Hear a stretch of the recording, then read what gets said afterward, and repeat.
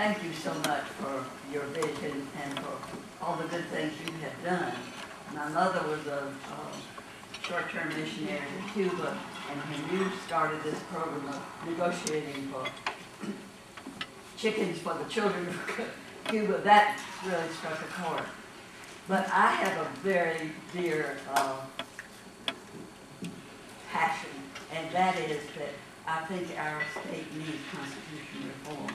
And we'd like very much for you to join us with that and make it happen, because it's something that is going to make a big difference in the long term. Let me give you what my position has been on constitutional reform. I believe we need to be very careful with the Constitutional Convention.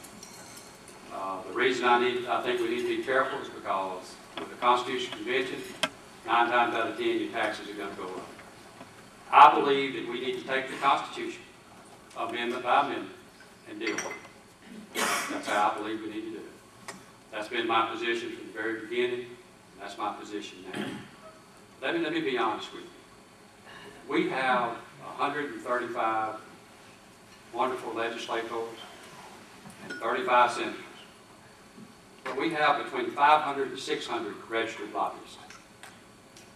If you think there's a way that we could keep the lobbyists out of the Constitutional Convention process, I just don't believe it personally. But I do believe that we could deal with it amendment by amendment. That's been my position, and that would be what I would do as governor. Well, my question was about the same thing, but now I'm going to make a comment. Okay. Anyone who supports reform in that manner, as you do, it's never going to happen. It's not necessarily true. There's been a lot of reforms that's taken place. I trust. Well, the only one that I'm aware of is the judicial article of the Constitution, and that was by the senator who's now dead. Well, I don't know what year it was because I didn't live here. I don't think it would ever happen if you do it article by article. Well, I'm going to be perfectly honest with you. The Constitution is certainly an important piece that we ought to be looking at, but it's not the most important thing in my vision. We got folks that are hurting in Alabama. We got counties that have 24% unemployment. We've got 40% of our children that's not going to school, that's dropping out. We got 7% of our kids that's not getting pre-K. We got people that are hurting in Alabama. We've got a hole in Medicaid. That's where we need to be making some focuses in Alabama, is to try to shore up some of those problems that we've got. Certainly, we ought to deal with the Constitution. And we all have a different way that we ought to deal with it. But we've got some problems that we need to be dealing with. And the Constitution, in my opinion, shouldn't be the most important thing at this point in time. Sir, one of the things that I am troubled about with what you said is that if we get a new Constitution, it will raise taxes. And you know, that's been a buzzword for people who oppose this reform for a long time, and it isn't necessarily true. And one of the things that I want to know is, what is wrong with paying a little more taxes? Alabama pays less taxes than almost any other state in the union.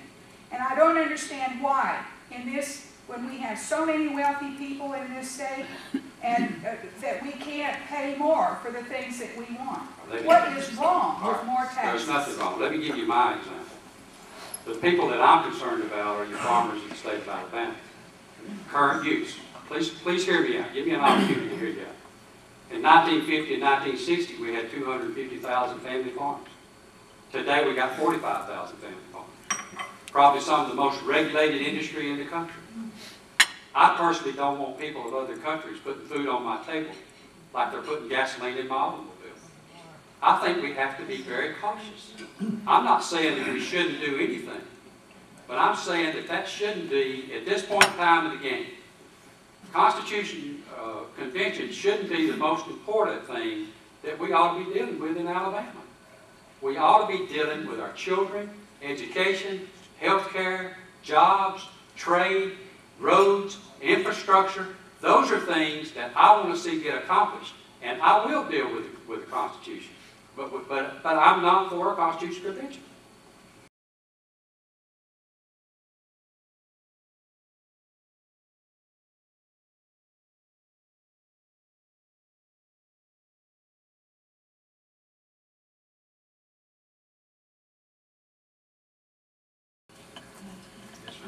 just wanted to say, we realize there are many, many problems that we face, and I think you have a good grasp of some of the most important.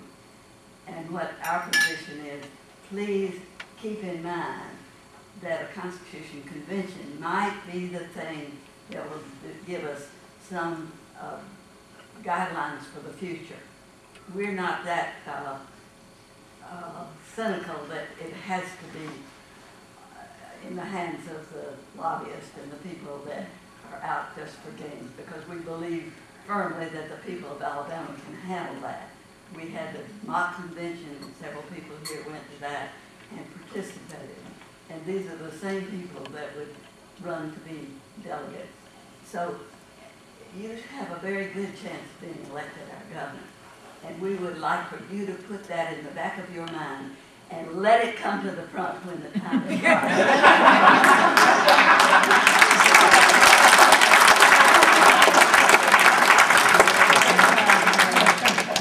Absolutely. I hear you. I hear your passion. I hear your concern. And sometimes we in the Democrat Party have different ways that we want to get to the same conclusion. And I just have a different opinion of the direction that I want to go. I do respect what you're saying. I do hear what you're saying. And I don't take anything off the table. Certainly, you ought to be heard. And if that's the will of the people, then we ought to look at it. But I do believe that we can accomplish the same goals by amendment by amendment. I believe we can do that. And that would be the direction that I want to go.